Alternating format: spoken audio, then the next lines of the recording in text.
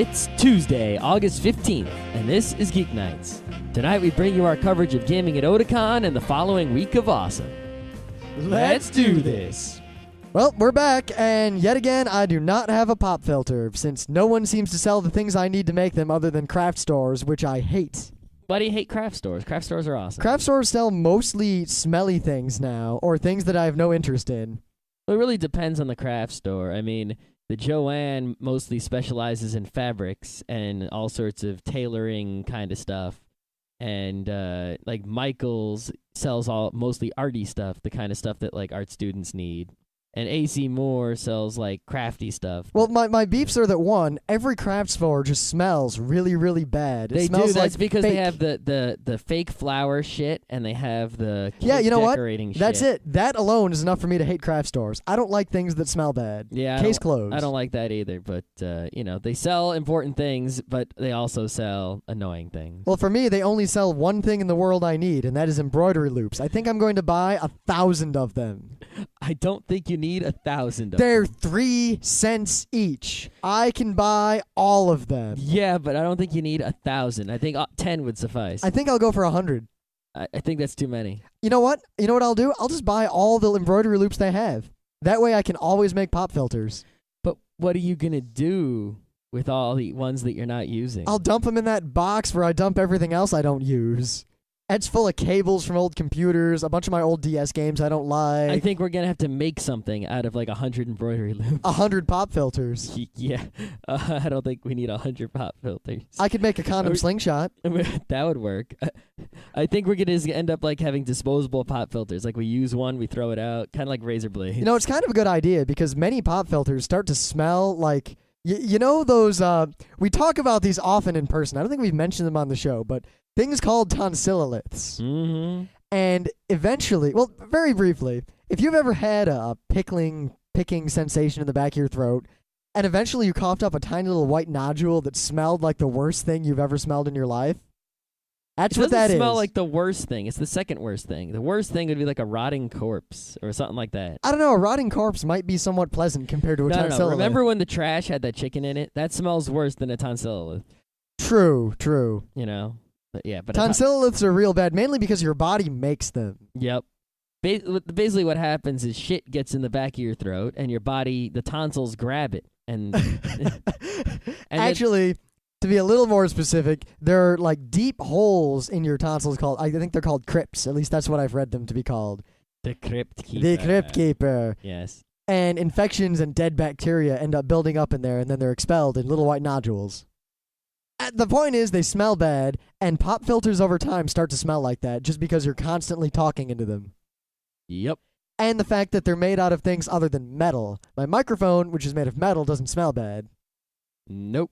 Of course, yours did that one time. Yep. That one time. Yep. Anyway, we got a bit of news today. I guess Scott can go first. It is video game day.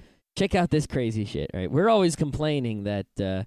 you know, if you want to make a PC game, you can make a PC game. You can make a Mac game. You can make a Linux game. No one can stop you. And if you want to make a game for an older console, the only reason that no one can stop you is because those consoles are so old and their technology is so well known that you can do it. You know, we have perfect NES emulators. So if you want to make an NES game, you're good to go. If you want to make a TI calculator game, you're good to go. In fact, a lot of people are making NES games and Atari games because it's fun to do. Yep. Someone recently released for sale a Sega Genesis game. I think we talked about it, maybe. I don't remember. I don't know.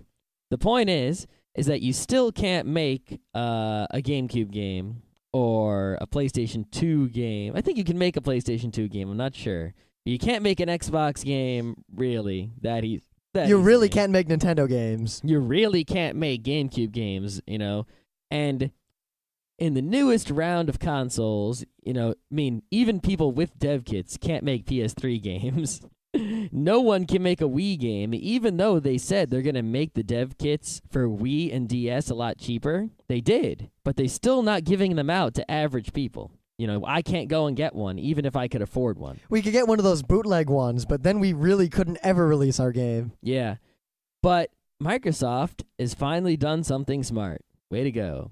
They're having this XNA program. The deal is just about anyone will be able to make games for the Xbox 360 and the PC for little to no money. I think, I read in a couple places that it'd be free, and I read in a couple other places it'd be like $100 a year, which is essentially whatever. Nothing.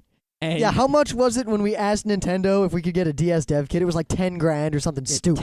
$10,000, and $10,000. That's and my you have car. to sign non-disclosure agreements. I could buy a pretty good car for that. You have to be a company. Microsoft is going to be giving this thing out to like college students. I could live off of $10,000 for a year. Yeah, see, and it's really cool because an Xbox is basically a computer with Windows and DirectX, and a computer runs Windows and has DirectX. So if you make a game for one, it doesn't take much to make a game for the other. That's the exact same game.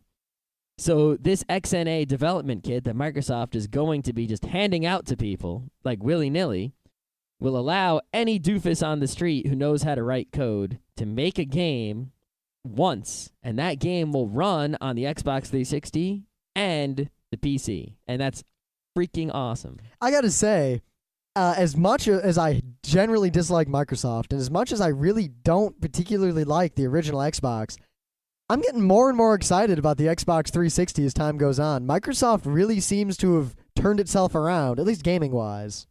Yeah, I mean, as far as games go on the 360, I mean, I was thinking about it for that Oblivion game, which I don't know if I'm going to like, but it's so... You know what? I don't think you would like it at all, because I remember that I was trying to get you way back to play all those old Quest for Glory games, and your primary complaint... I don't know. I think this is more like a Baldur's Gate and less like a Quest for Glory. Your primary complaint was that you're thrown into a world, and you can go anywhere and do anything, and there's no, like, here's the thing to do next. Yep. That game's a lot like that. I know.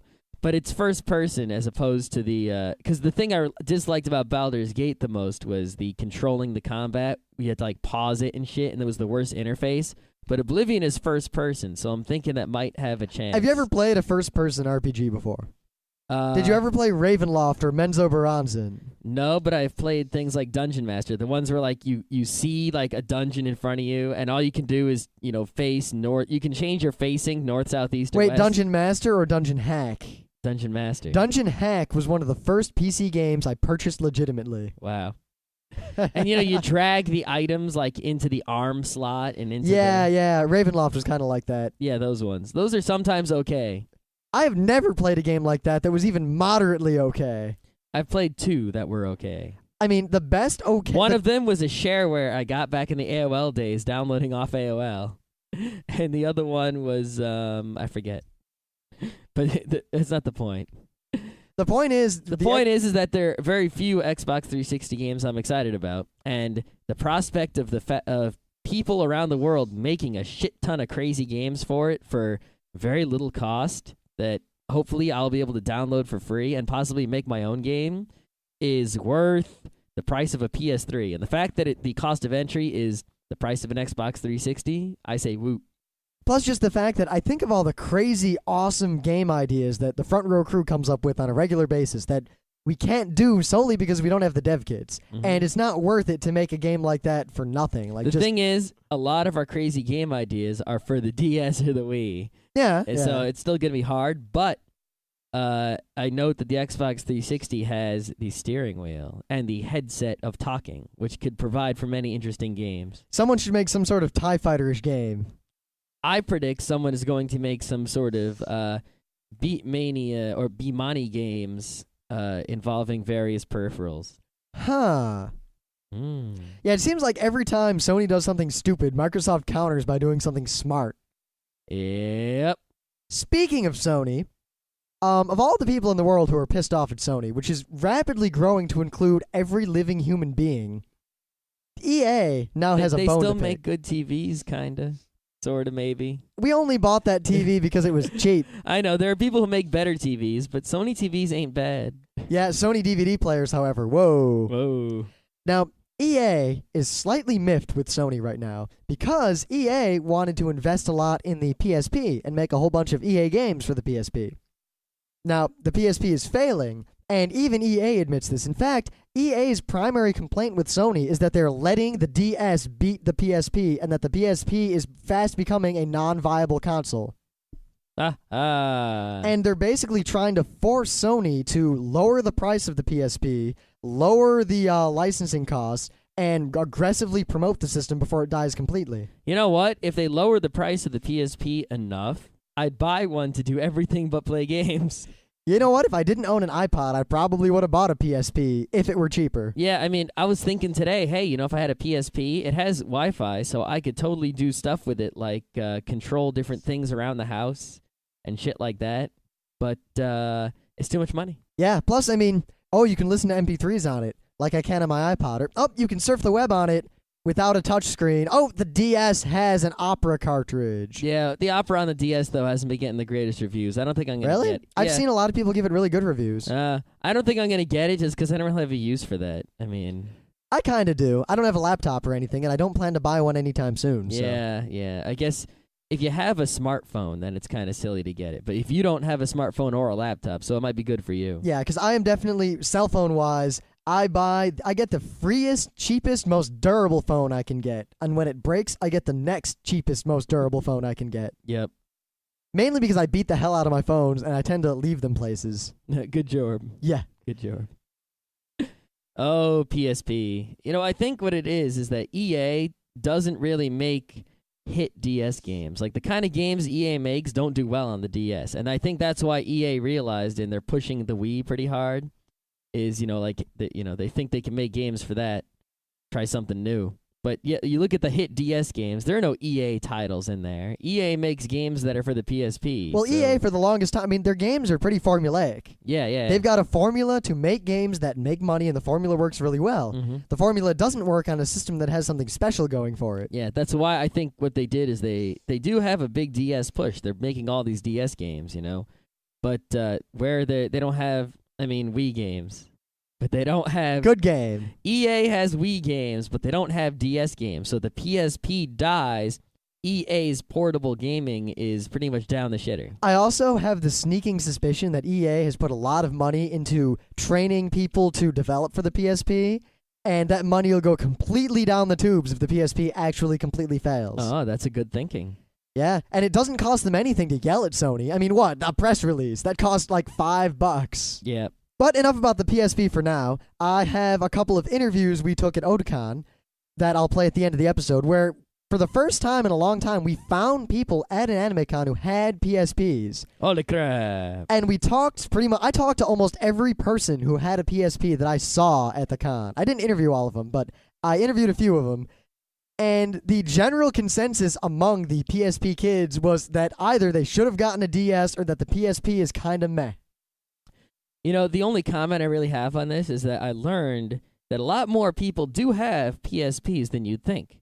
And many of them are not using them to play games. They're using that... Well, they do play games, 1 or 2 games, but they're mostly using them to listen to music or watch videos and stuff. Or emulate Nintendo games. Yep. However, a lot of people, the reason it doesn't look like there are so many PSPs at a convention is because a lot of people... They keep them hidden. They're not using them. They don't have them out. Well, they're not really a social system. Yeah, it's like, there might be at a convention. Let's say you go to a convention and half the people have DSs and half the people have PSPs. The people who have PSPs, they have these things in their pockets or in their backpacks that were their iPods. You don't see a lot of iPods at a convention, but there's a shit ton of them.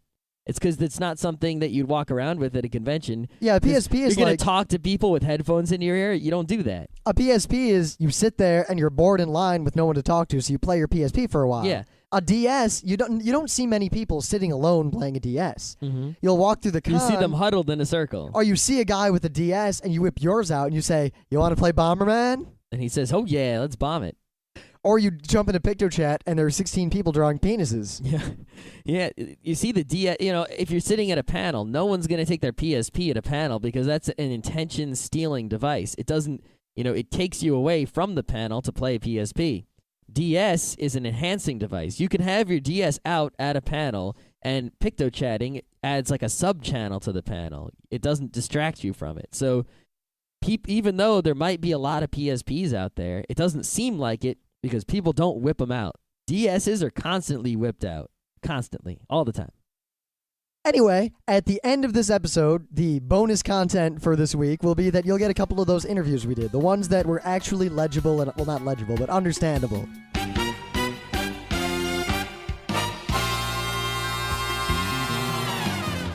Things of the day. Thingy. Why do you always say thingy after I say things of the day? Wasn't there some Monty Python thing where they were like thingy? There was a fish, a fishy, ooh. No, I'm pretty sure there was some sort of thingy. Thingy, patang, zoop.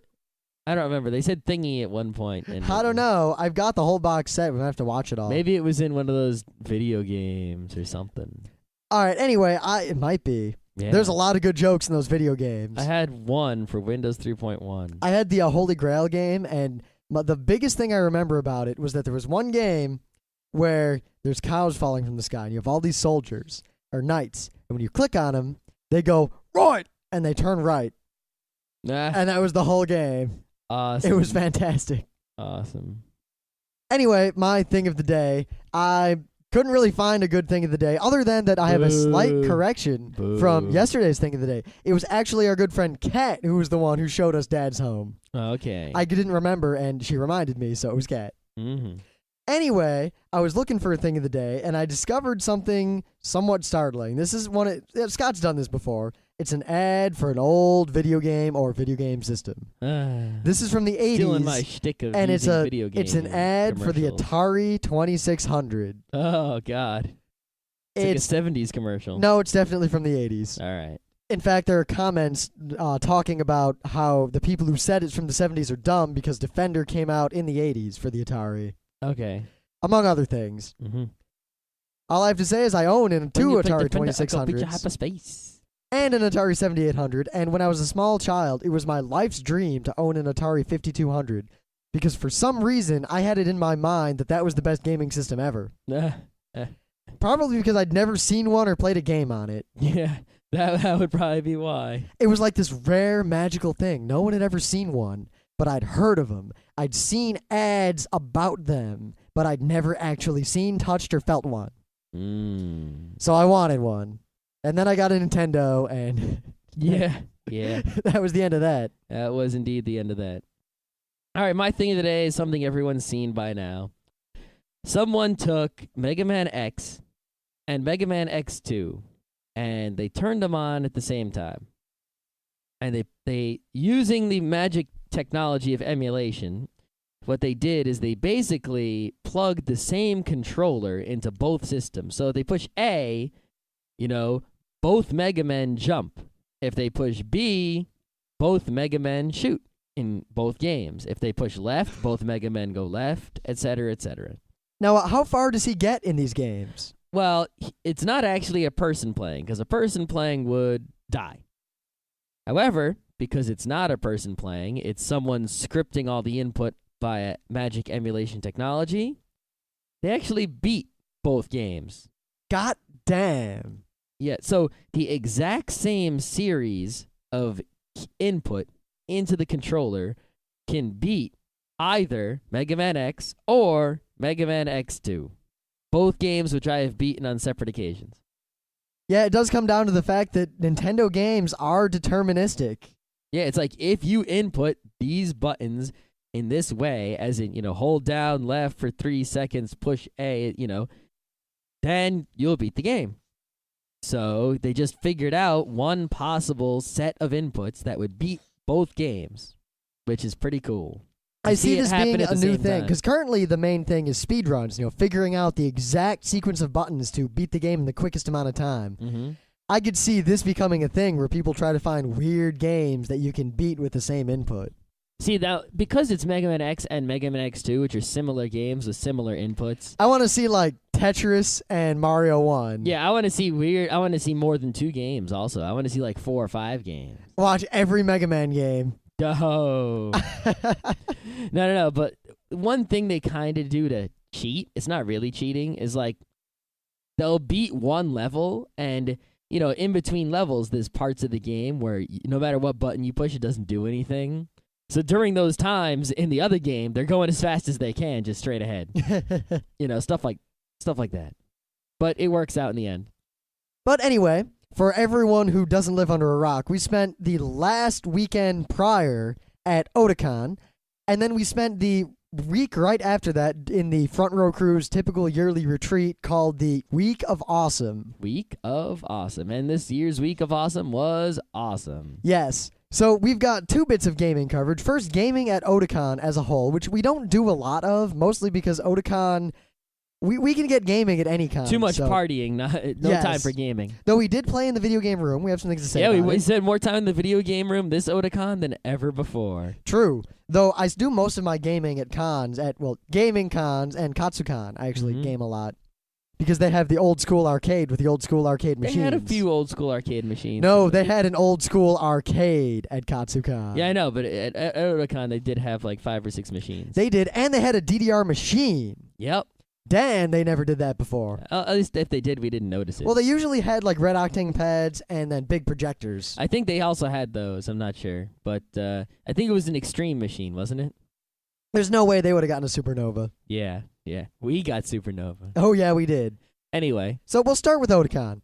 Now, Otakon's gaming room, if you've never been to Otakon and you have no idea. It's bigger than most conventions. Like, both in size and in number of people and possibly in scale of event.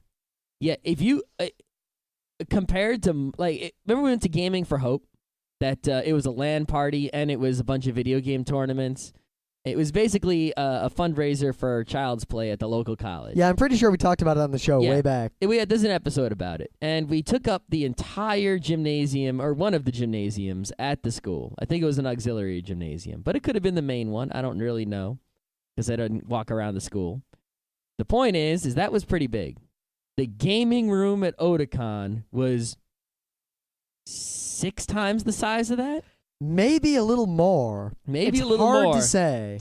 So, and that was just the gaming room of Otakon. It took the gaming several room of minutes. Otakon is smaller than the dealer's room of Otakon. When we saw a game across the room that we thought we The might Artist want to Alley play, of Otakon is the same size as the video think of game this. room of Otakon. We would see a game that was free. We would have to walk for at least a minute to get close enough to that game to find out if it was worth playing or not, or even what game it was. And someone probably sat down at the game before you did. Yeah. Though, what did we play? We played this awesome Japanese wrestling game for 5 players. It was a Japanese pro wrestling game. You basically pick a generic-looking pro wrestler, and then you mash buttons until you win or lose in a giant fight. I lasted until the end, and that's only because I figured something out right away that no one else did for a while. Yeah, I didn't. It took me like a minute to figure it out. Your wrestler gets tired. Yeah. If you hold down a button when no one's around you, you can and catch your breath. Oh, see, my guy was going, That meant you were overexerting and you had to rest. but he wasn't regaining any resting. Because you have to hold down the rest button. Oh, I didn't know. Yeah, that's why I just lasted until the end when we all gave up. I also, if I would have known how to play a little earlier, I wouldn't have gotten tired as quickly. Yeah, well, mainly how you played this game. We don't even know what it was called or what system it was for. You walk over and you hit a bunch of buttons in as random a fashion as you can and hope that you pin a guy. I'm pretty sure it was a PlayStation. What? PlayStation 2 game. What kind of controllers were we using? It was something weird. That's all I remember. Wow, I don't even remember what controller I was using. Crazy. Yeah. Really crazy. I don't think it was a TurboGrafx 16. No.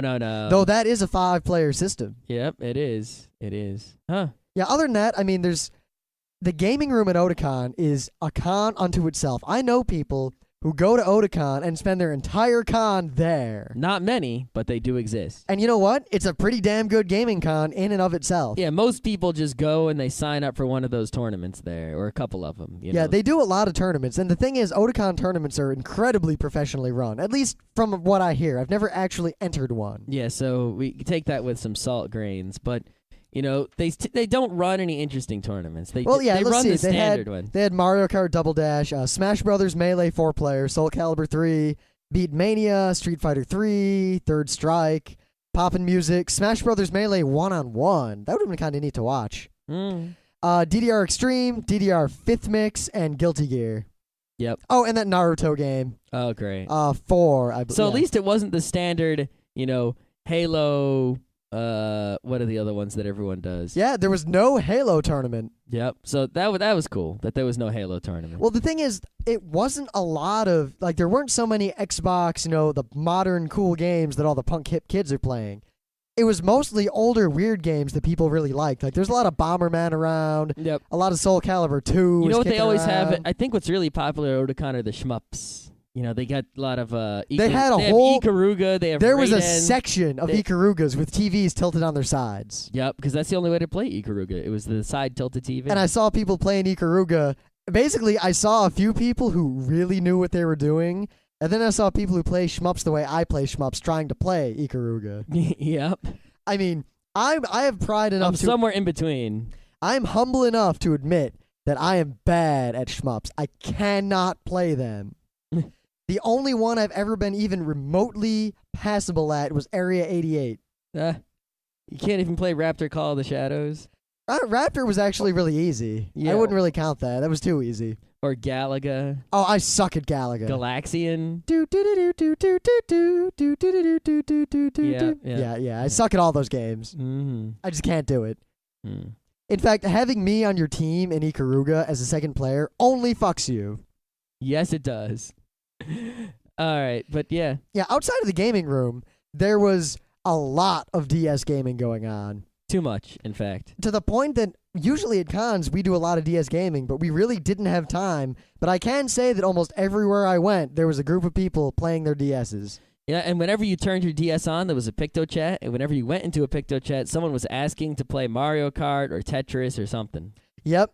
Tetris was definitely the biggest game. I don't know. A lot of people were trying to play Bomberman. Yeah, but Tetris has definitely been the #1 game of the week, and Otakon and everything. Yeah, at least for us, Tetris has been the big game. Yeah, I saw Tetris going on more than anything else, even just at the con, between other people. Because I think with the Tetris, it's just so easy to do the pickup games. It's like, up Tetris, up Tetris, up Tetris. The other games are a little bit more difficult sometimes, Now, there's really not much more we can honestly say about the Otakon gaming. Well, there was the little gaming area for tabletop gaming. Oh, yeah. I didn't even go over there. Basically, all that happens over there is, like, one company promotes the Inuyasha card game, and that's about it. It was mostly people hanging out looking for a place to sit. Yeah, they put that in the corner of the artist alley, and it's also an area where people eat food after buying it at the nearby concession stand, so... people aren't really into that so much at Otakon, which I guess is okay. But I mean, at other cons we go to, I tend to play a lot of gaming so I can cover it, and I watch the tournaments and I talk to the people running them and I interview people. But at Otakon, again, it's just so big, I didn't have time. So look tomorrow for our primary coverage of Otakon. Mm-hmm. And we really don't have anything else to say about video gaming at Otakon because we did most of that in Wildwood and in Beacon. Wildwood, New Jersey, where there was so much DDR. Yeah, so Wildwood, you can tell that we had to do the Otakon part forcedly so we could get to the Wildwood part. A while back at the 4th of July. How many DDR Supernova machines do they have? Oh, God, there's like 12 on the whole boardwalk. But there were 3 in that one arcade. Yeah, we played, in fact, I played more DDR in 3 days in Wildwood than I have played in the last 2 years combined. Yeah, that's about right. I regained my DDR skill. It's like, you play DDR and you build up to your maximum skill level, and then you sort of have like this maintained level of skill where no matter how long you go without playing, you'll always be at least this good. And you slowly decline down to that level. And I had declined mostly to that level. And, but after playing, I would play a game here and a game there, and that wouldn't really get me, improved at all. But at Wildwood, I played enough that I was like, aha, I'm back in this. And I was failing some 6-footers, and now it's like 7-footer, whatever. Yep. In fact, by the end of the 3rd day, we pretty much maxed out our doubles skills again. Yep. Yeah, I love them doubles. Yep. But I mean, we got there, and we talked about it before, that there's all these DDR 9th mix machines, and there's one arcade that has 5 DDR machines all in the same area. Well, one of them is an In the Groove 2. And one of them is an 8th mix. Or 7th mix. One of them is a 7th mix. The other 3 are Supernovas. Oh, Supernova. Good God, there's so much gaming going on. It was just insane. Constant DDR playing. So basically, for 3 days in a row, the entire front row crew, except for one day when about half of the front row crew did it, would go to this arcade and for like 4 or 5 hours just constantly play DDR.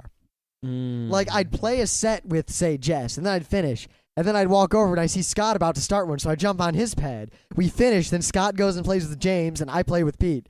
And then I go play with Yuko, and Jess goes plays with Lisa, and we just constantly play DDR. I must have spent at least $60 or $70. I didn't spend that much money. Well, on all of my gaming total. But I played a whole lot of DDR there. Because interspersed on the gaming of DDR was air hockey. Oh, air hockey. Which but on the last night, they freaking taped up the air hockey machines. We couldn't play. It was bullshit. Yeah, you know what? Rim was ahead by, 3 games? Yeah, because I didn't get to play you on a day when I wasn't tired. And then the day when you were tired, they taped up the machines. So I am confident that I would have won. Nah, I'm confident I would have won. When I lost, I was confident I would lose. So Yeah. The thing is, I'm up overall, too. Yeah, we'll see. It doesn't matter. We're like Mugen and, what's his name, and Samurai Champloo when it comes to DDR. I mean air hockey. Yeah. When it comes to DDR, we're not that good. You know what? We were that good compared to the punk kids at the shore. Yeah, there were a few punk kids who were actually good. Well, the thing is... But most of them are, like, rail-grabbing teen punks. Yeah, there was only one other person at the shore I could see who could play DDR well without holding on to that bar. Yeah. Of course, there were those punk kids who gave us pogs because we were so awesome. Well, those were crazy pog kids. We'll talk about Thursday. Yeah, I think we will, because that's under the boardwalk hacking episode. Yep. But when it comes to air hockey specifically, I don't think anyone in the world, except maybe like the master air hockey players we obviously don't run into in our travels, could beat either of us. The only people who can beat us are each other. I think that's a great exaggeration. The thing is, I want someone to challenge us and beat us. I think it's that we're better than average people at air hockey, but people who are actually good at air hockey would kick our asses. But is anyone actually good? All of the air hockey leagues I found are completely dead or just completely terrible. I think that there are people who are actually good at air hockey, like, you know, you hit the puck over to them, and then they hit it, and it comes right at your goal every single time. The thing is, I remember specifically, we played against each other a bunch of times and pretty much played to a stalemate. And then our friend Katsu was like, hey, I'll play with you guys. And he played against Scott, and Scott just kind of beat him into the ground without even blinking. Mm-hmm. And then I played against him, and I beat him into the ground without even blinking. Well, it's like this, right? If you go to a baseball game, right, there's the star of the team, and he's just amazing. And there's the people who are like the bench warmers. Now, the bench warmer in Major League Baseball, while he may suck in terms of Major League Baseball, he could beat the shit out of anyone in the stands in baseball, hands down, without effort at all. But, you know, they're the real players out there. The thing is, we haven't encountered any real players because they're rare. So here's what I'll do. I got an idea. Mm-hmm.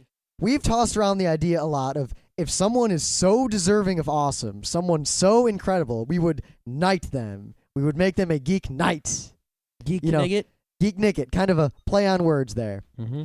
So I will say now that if anyone out there can challenge either of us to air hockey and beat us in a 2 out of 3 match. Well, I don't think beating us is just enough. It's like you have to completely dominate us. I mean, if you're on our level, it's like, okay, you're on our level. Well, how about this way? You have to be above us. If they could beat both of us in a 2 out of 3 match, because then at that point, they're at least better than us. Yeah, it's like if you're also a bench warmer in the major leagues like we are, that's like, okay, you're cool, but you're not, more awesome than us. You have to be, you have to beat the shit out of us at air hockey. Like, we can't beat you. Yeah, I don't know how we'll pull this off because there aren't so many good regulation air hockey tables about. No, there aren't. A lot of times you go to an arcade and they have that stupid table that goes ding, ding, ding, ding, ding. That's not a real table. The real tables are from Dynamo. Yeah, we want a photon table. There's Photon, and they make a few other tables that are official real tables. No other company makes real air hockey tables. And the thing is, the real tables are only like $2,000 or $3,000. The freight shipping is what kills you because those things are fucking heavy. Yeah, though the thing is, if we ever get a house with a basement, we're probably going to buy a regulation air hockey table. It's going to take a lot of effort to stop me from buying a regulation. Yeah, good God. And you know what? We'll play whatever style you play, clap or no clap. Yeah, if you don't know, clap is, some people play air hockey where you can take the little, the puck, the shuffler, the thing you hit the paddle, and you can slam it down on top of the puck to stop it in its tracks. And some people say, no, you can't do that.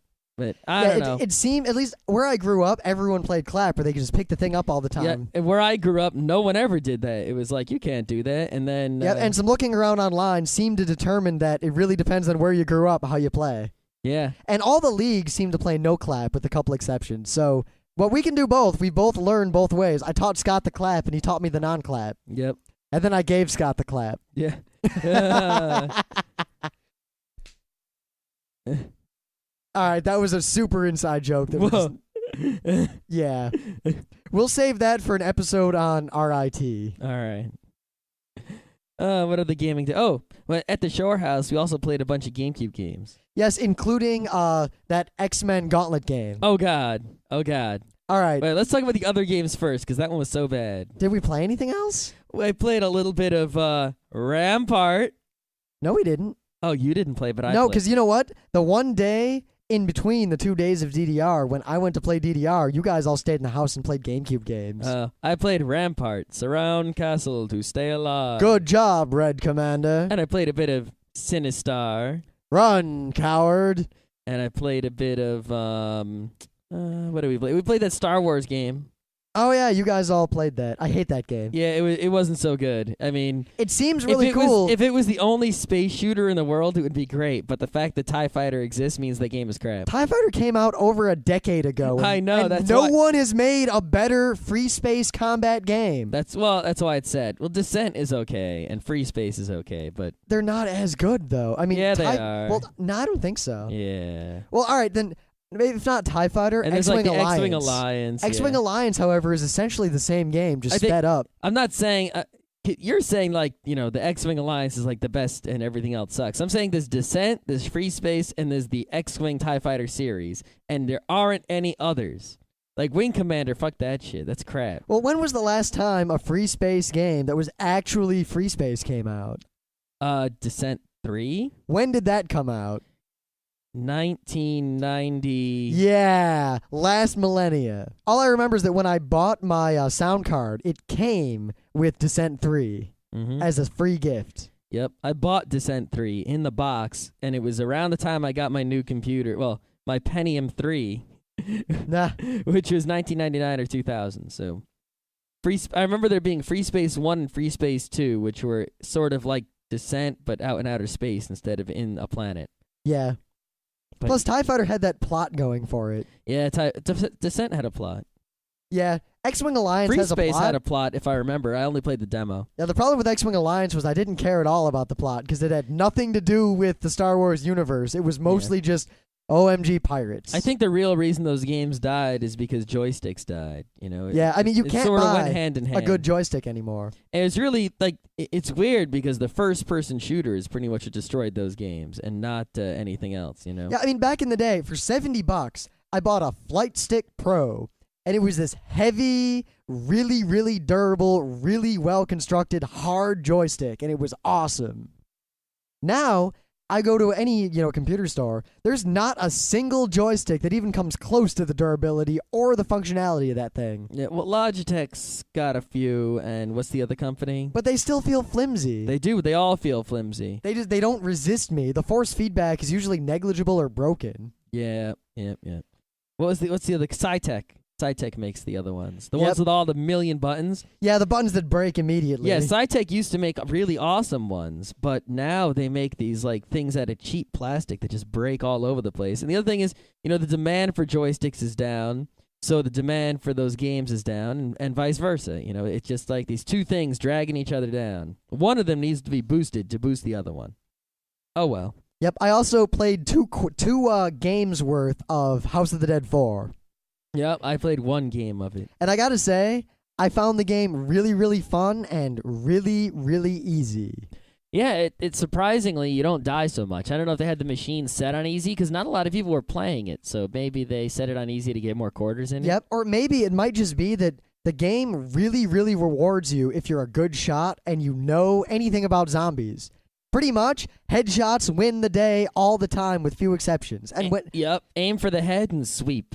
Or aim for the explosive thing that the zombie is carrying, or aim for the explosive thing. Yeah, it's pretty much, a new kind of monster appears, and you have to figure out where to shoot. And if you keep, doing the smart thing, you keep going.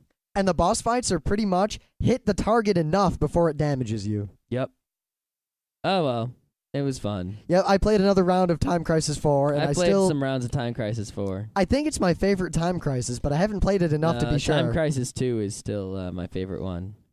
but I like the Time fact Crisis 4 is just, I think, more of Time Crisis 3 with some extra goodies. I just really like the fact that you use all the weapons a lot more, and you don't feel bad about wasting the ammo at all. Yeah, I just still Time Crisis 2 though, just the setup of that game and the levels and the fact that it was the first one to have the 2 players and the 2 screens. Well, I was gonna beat Time Crisis 4, but then when I finally went over to just play it, one of the sides was broken, and I didn't want to go to another arcade. So that was the end of that pipe dream. Yeah, you can never play that game with a broken gun. It's like, forget it, not even worth it.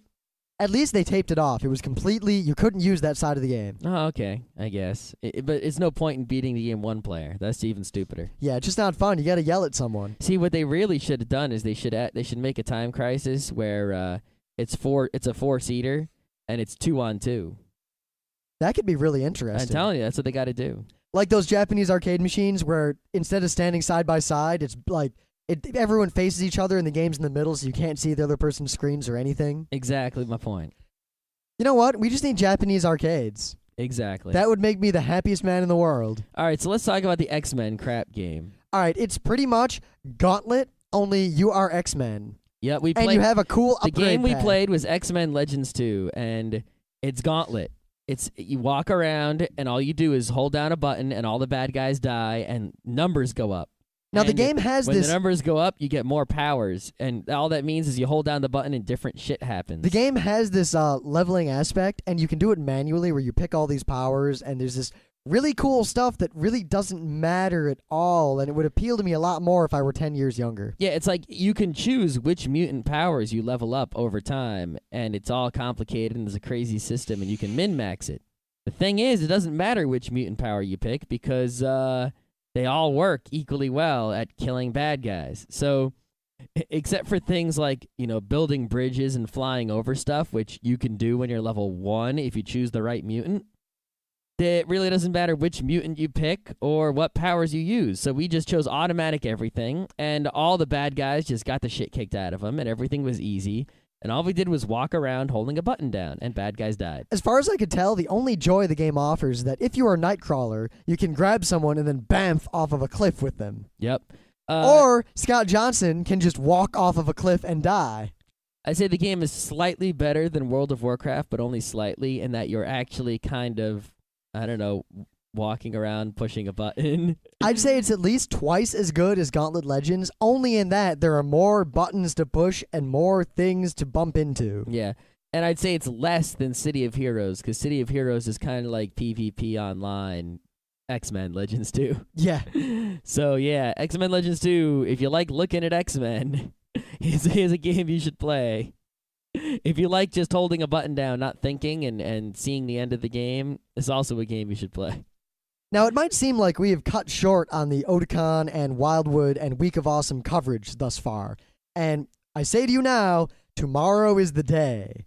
Tomorrow is our full coverage of Otakon. Well, we played a few more games, didn't we? Not really. No. We didn't play any board games. We played some Mario Soccer, but we did a whole episode on that. Yeah, we didn't play that much of it. I'm better at Mario Soccer now. I can actually beat the game on the 2nd difficulty level. Yeah, I got to start playing the one player. Yep. The 3rd difficulty level still gets me, though.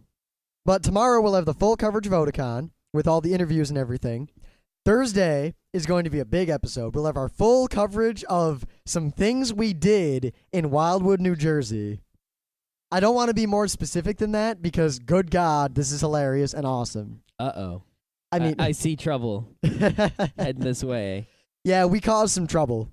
We sure did. And we have pictures of the trouble being caused. Oh, do we? It's been trying to get out of me for the last 2 weeks. I can't wait to tell all of our listeners what we did in great excruciating detail. Alrighty. So, without further ado, here are some interviews I did at Otakon with people I found who had PSPs. And stay tuned tomorrow for the Otakon coverage that I know many of you new listeners are really, really waiting for. All right, we're here in the pre-reg line for Otakon, and for the first time in a long time, we've seen a PSP at an anime convention. So, what do you think of the PSP? It's all right. It's not as good as the DS, really, but, I mean, it's got a lot of cool features. It's a shame, though, because the U.S. doesn't really see a lot of good games releases.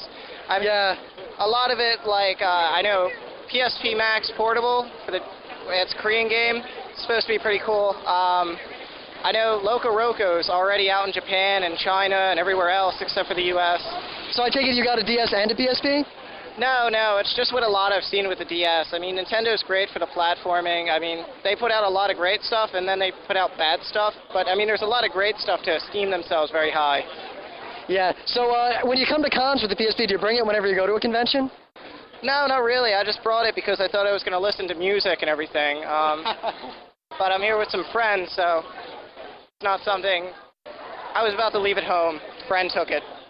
All right, so I'm here with another person with a PSP. This is a record for me, seeing two at a con. So y'all have a DS too, or just a PSP? I just have a PSP. No, I mean, it's a good system. Are there any good games for it now that you're playing? Only got it because a lot of our friends at work had it, and we were playing like a lot of like Liberty City Stories, the multiplayer, because it was fun. Because you know the guy sitting right across from you, you can laugh at him after you slow him down. So do you go to cons often? Do you bring the PSP with you? This is the only one and only con that I actually go to, and I brought it. This is the first year I had it, so I brought it with me just in case. So have you ever seen a crowd of people at like a convention spontaneously playing PSP games?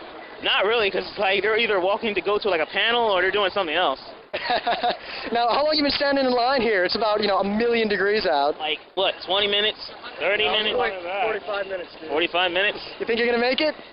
I'm used to this heat all the time. He's got a PSP, dude.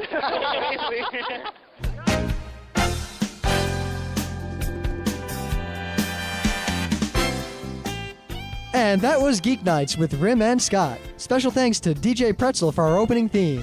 Be sure to visit our website at www.frontrowcrew.com. If you like our podcasts, you'll love our forums. Make sure you visit them.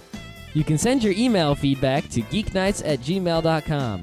And if you want, you can leave us a voicemail at 206-333-1537. Geeknights airs every weeknight, Monday through Thursday.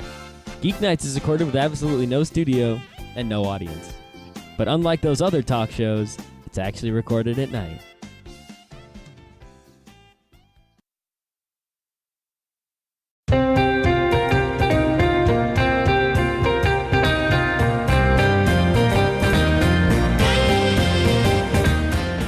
It's Tuesday, August 15th, and this is Geek Nights.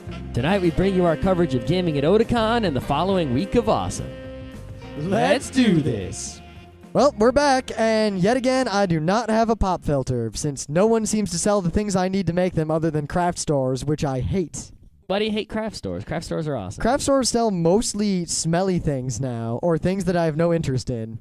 Well, it really depends on the craft store. I mean, the Joanne mostly specializes in fabrics and all sorts of tailoring kind of stuff. And like Michael's sells mostly arty stuff, the kind of stuff that like art students need. And AC Moore sells like crafty stuff. Well, my beefs are that one, every craft store just smells really, really bad. They smells do. That's like because fake. they have the fake flower shit, and they have the Yeah, you know what? decorating shit. That's it. That alone is enough for me to hate craft stores. I don't like things that smell bad. Yeah, Case closed. I don't like that either. But they sell important things, but they also sell annoying things. Well, for me, they only sell one thing in the world I need, and that is embroidery loops. I think I'm going to buy 1,000 of them.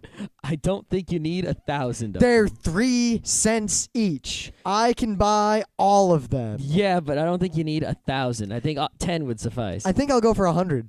I think that's too many. You know what? You know what I'll do? I'll just buy all the embroidery loops they have. That way I can always make pop filters.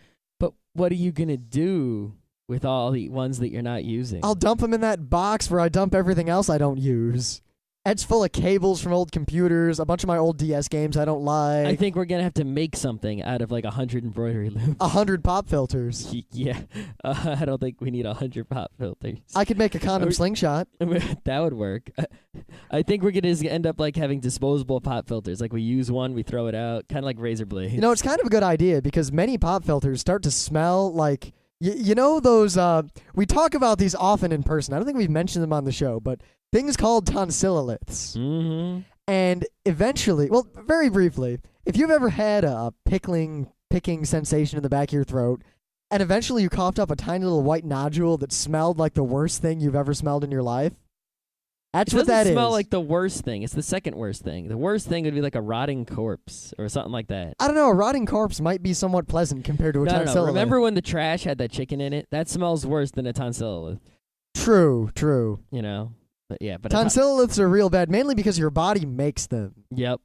Basically, what happens is shit gets in the back of your throat, and your body, the tonsils, grab it, and actually, to be a little more specific, there are like deep holes in your tonsils called. I think they're called crypts. At least that's what I've read them to be called. The crypt keeper. The crypt keeper. Yes. And infections and dead bacteria end up building up in there, and then they're expelled in little white nodules. The point is, they smell bad, and pop filters over time start to smell like that just because you're constantly talking into them. Yep. And the fact that they're made out of things other than metal. My microphone, which is made of metal, doesn't smell bad. Nope. Of course, yours did that one time. Yep. That one time. Yep. Anyway, we got a bit of news today. I guess Scott can go first. It is video game day. Check out this crazy shit, right? We're always complaining that, we want to. If you want to make a PC game, you can make a PC game. You can make a Mac game. You can make a Linux game. No one can stop you. And if you want to make a game for an older console, the only reason that no one can stop you is because those consoles are so old and their technology is so well known that you can do it. We have perfect NES emulators. So if you want to make an NES game, you're good to go. If you want to make a TI calculator game, you're good to go. In fact, a lot of people are making NES games and Atari games because it's fun to do. Yep. Someone recently released for sale a Sega Genesis game. I think we talked about it, maybe. I don't remember. I don't know. The point is that you still can't make a GameCube game or a PlayStation 2 game. I think you can make a PlayStation 2 game. I'm not sure. You can't make an Xbox game, really. You really can't make Nintendo games. You really can't make GameCube games, And in the newest round of consoles, even people with dev kits can't make PS3 games. No one can make a Wii game, even though they said they're going to make the dev kits for Wii and DS a lot cheaper. They did, but they're still not giving them out to average people. I can't go and get one, even if I could afford one. We could get one of those bootleg ones, but then we really couldn't ever release our game. Yeah. But Microsoft has finally done something smart. Way to go. They're having this XNA program. The deal is, just about anyone will be able to make games for the Xbox 360 and the PC for little to no money. I think... I read in a couple places that it'd be free, and I read in a couple other places it'd be like $100 a year, which is essentially whatever, nothing. And yeah, how much was it when we asked Nintendo if we could get a DS dev kit? It was like $10,000 or something stupid. $10,000, and $10,000. That's and my you have car. to sign non-disclosure agreements. I could buy a pretty good car for that. You have to be a company. Microsoft is going to be giving this thing out to like college students. I could live off of $10,000 for a year. Yeah, see, and it's really cool because an Xbox is basically a computer with Windows and DirectX, and a computer runs Windows and has DirectX. So if you make a game for one, it doesn't take much to make a game for the other. That's the exact same game. So this XNA development kit that Microsoft is going to be just handing out to people, like willy-nilly, will allow any doofus on the street who knows how to write code to make a game once, and that game will run on the Xbox 360 and the PC. And that's freaking awesome. I gotta say, as much as I generally dislike Microsoft, and as much as I really don't particularly like the original Xbox, I'm getting more and more excited about the Xbox 360 as time goes on. Microsoft really seems to have turned itself around, at least gaming-wise. Yeah, I mean, as far as games go on the 360, I was thinking about it for that Oblivion game, which I don't know if I'm going to like, but it's so... You know what? I don't think you would like it at all, because I remember that I was trying to get you way back to play all those old Quest for Glory games, and your primary complaint... I think this is more like a Baldur's Gate and less like a Quest for Glory. Your primary complaint was that you're thrown into a world, and you can go anywhere and do anything.